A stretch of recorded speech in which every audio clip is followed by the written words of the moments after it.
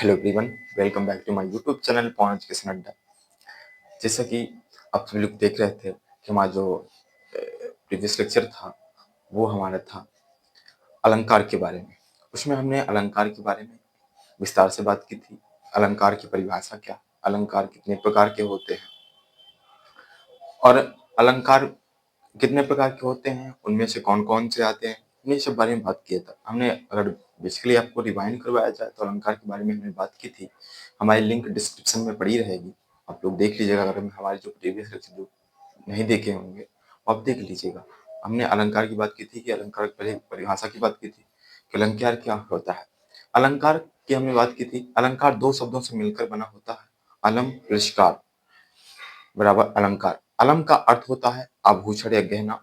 जिस प्रकार कोई स्त्री आभूषण या गहना धारण करने से सुंदर दिखने लगती है, उसी प्रकार काव्य या कविता में जो किसी लेखक या कवि द्वारा लिखा जाता है, उसमें अगर अलंकार का उपयोग किया जाए तो वो कविता अच्छी दिखने लगती है, सुंदर दिखने लगती है। जो कोई उसे पढ़ता है उसे अच्छी लगती है।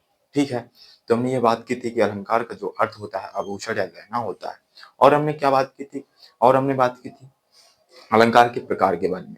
तो अलंकार का हमने बताया था कि 3 प्रकार के होते हैं, शब्द अलंकार, अर्थ अलंकार, उभय अलंकार।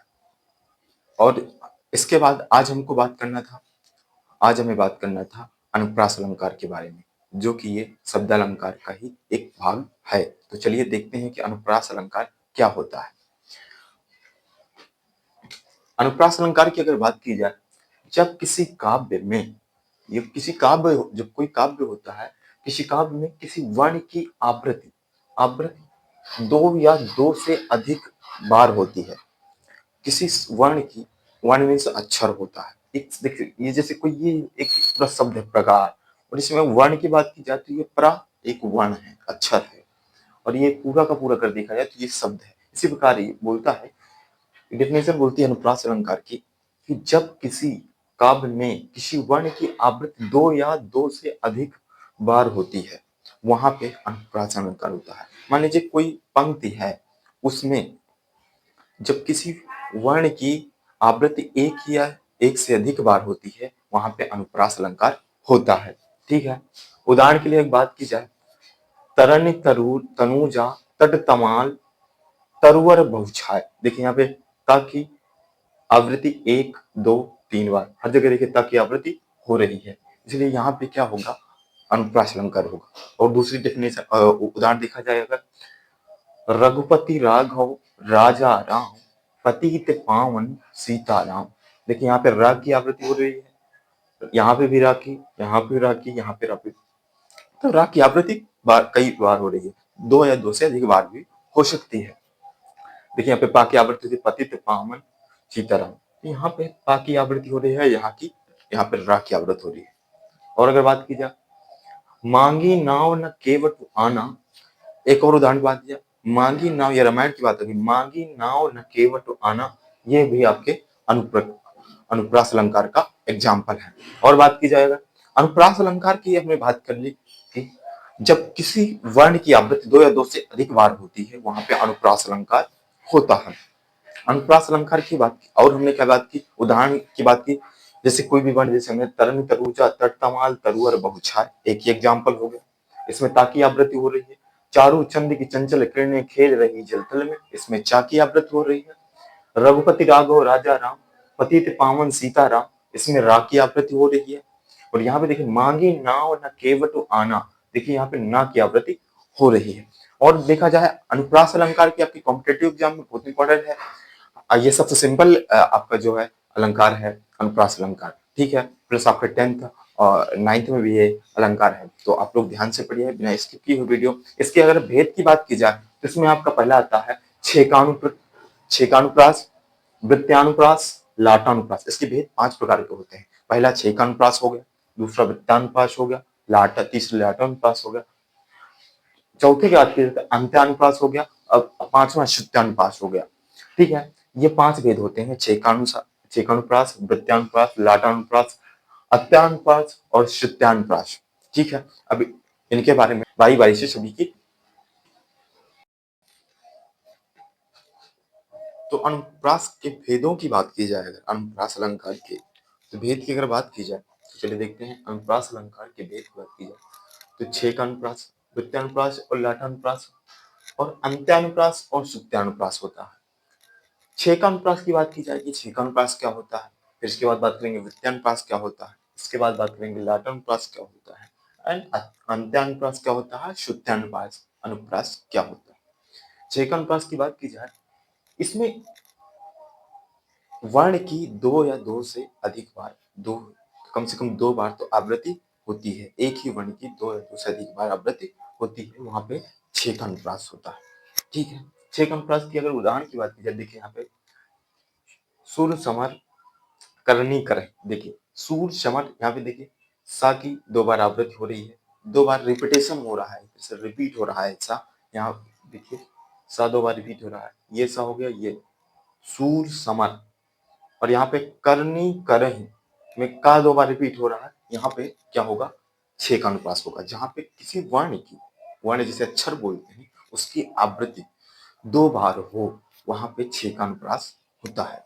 ठीक है, और बात की जाए दूसरा वृत्तानुप्रास की बात की जाए, जहां वर्ण की आवृत्ति तीन बार हो, दो या दो से अधिक बार तीन बार हो, वहां पे क्या होगा, वृत्तानुप्रास होगा। वृत्तानुप्रास की बात की जाए, भूरी भूरी भेदभाव से भाग दिया, देखिए यहाँ पे भूरी भूरी भेदभाव, देखिए कम से कम तीन बार तो होने चाहिए, उससे अधिक हो जाए तो भी चलेगा। देखिए भूरी एक ये हो गया, एक ये भा की, ये भा, एक ये भा, एक ये भा, तीन तीन बार इसका हो गया, एक यहाँ पे ये हो गया, तीन से ज्यादा हो गया, बट कम से कम तीन बार है, इसलिए यहाँ पे वृत्तानुप्रास अलंकार होगा।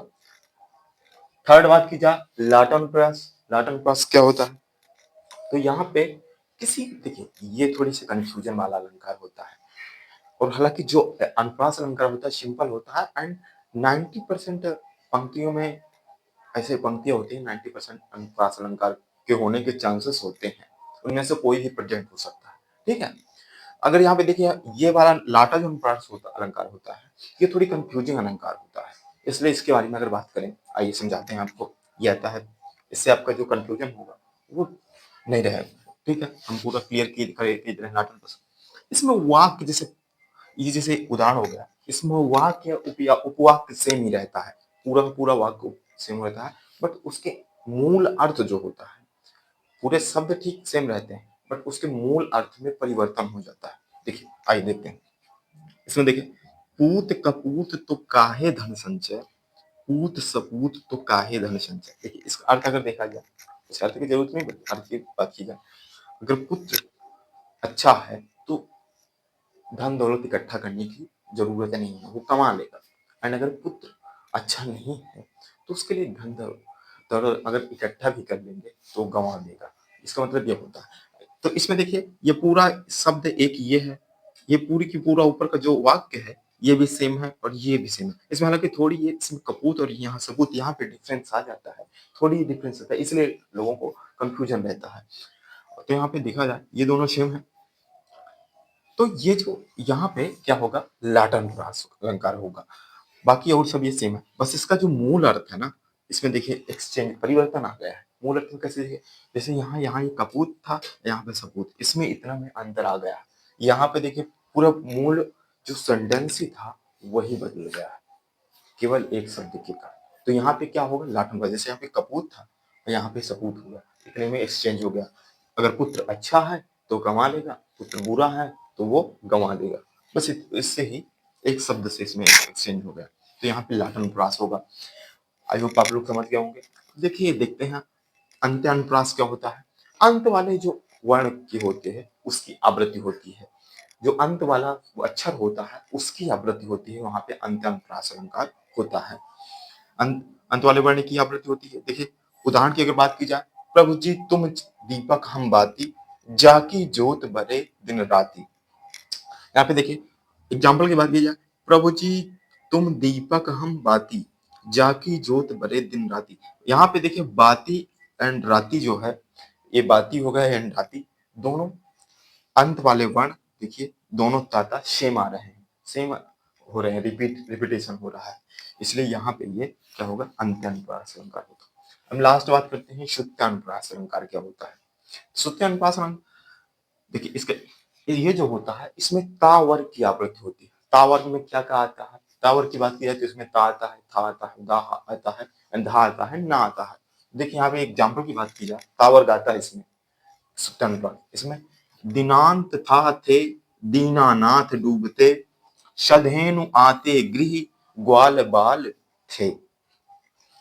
तो इसमें देखिए ये दा की आवृत्ति हो रही है, दा एंड था की, देखिए था की आवृत्ति दो बार हुई, एंड एक दा की आवृत्ति ये हो गई, एंड ना यहाँ पे ना की रिपीटेशन ना का हो रहा है, साधेनु यहाँ पे दा का रिपीटेशन होगा, यहाँ पे ना का रिपीटेशन कई बार हो रहा है, मतलब ता वर्ग की रिपीटेशन आवृत्ति हो रही है, बार बार आ रहा है।